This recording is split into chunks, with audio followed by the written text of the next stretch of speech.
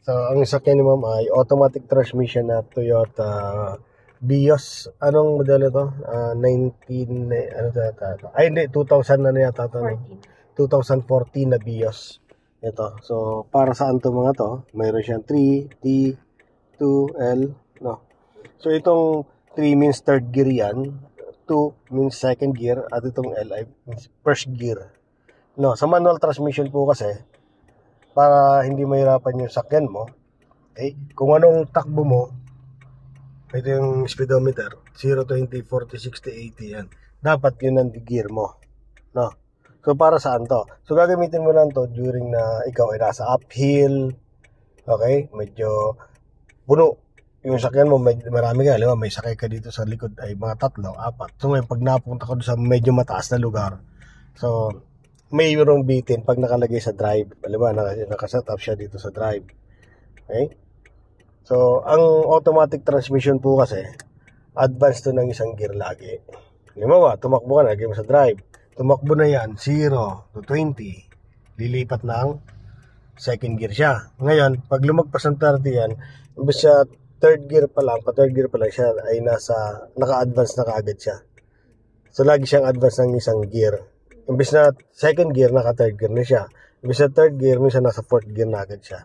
Itong automatic. Ngayon, kung nasa paahon ka, at ahon ng ahon ng sakyan mo, naka-drive ka, okay, alam ba, takbo mo ay bumuelo ka, 40, 60, bumuelo ka, tapos biglang bumagal, yung gear mo, ito, mabagal ito mag-shifting down. Ito. So, mabibitin ka talaga. Kasi kung ano dapat ang gear, yun ang kung anong dapat ang speed, yun ang gear mo. Okay? Kaya dito titingnan mo, kung halimbawa nakita mo ang takbo mo ay bumaba sa 40, between 20 at 40, pwede mo siyang ilipat dito sa sa 2, second gear. Pag bumagsak pa yung takbo mo, mababa pa sa 20, 10 na lang, pwede mo ilagay siya sa L para maahon mo yung sasakyan mo dun sa paahon o sa sigsag na mahirap sasakyan mo. Pag lumagpas uli ng 20, ilagay mo sa second gear. Pag lumagpas uli ng 40 km per hour, lagay mo sa 3. Okay? Tapos bumagsak uli ng 20, balik mo ulit second gear. Bumagsak uli ng 10, lagay mo sa first gear. Yan yung during na lang. So, binabagay natin lang yung gear doon sa speed.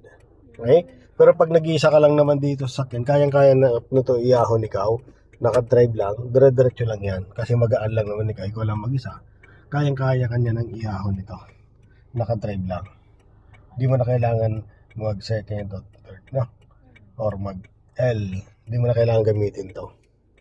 Okay? So, kaya lang sa mga baguhan, minsan, from park, na minsan nalalagay dito sa 3. Okay? So, ngayon, pag tumakbo yan, 0 to 20, okay pa. 20 to 40, okay. Pag lumagpas ng 40, ang ingay na ng makina mo. Kasi naka-third gear ka. Okay, so ngayon sasabihin mo sira yung makina mo kasi maingay na. Okay, so mali lang yung posisyon ng gear mo. So dapat mailipat mo siya sa D.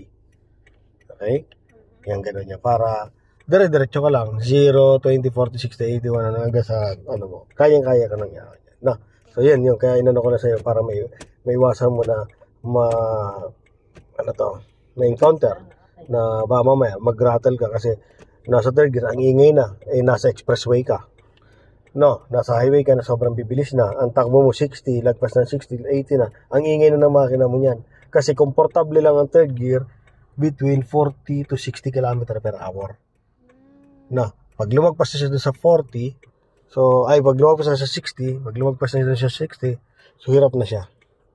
No, so naka-drive dapat. So nakakuha mo, naintindihan mo siya, ma'am? Ayun po yung ating, sa matik.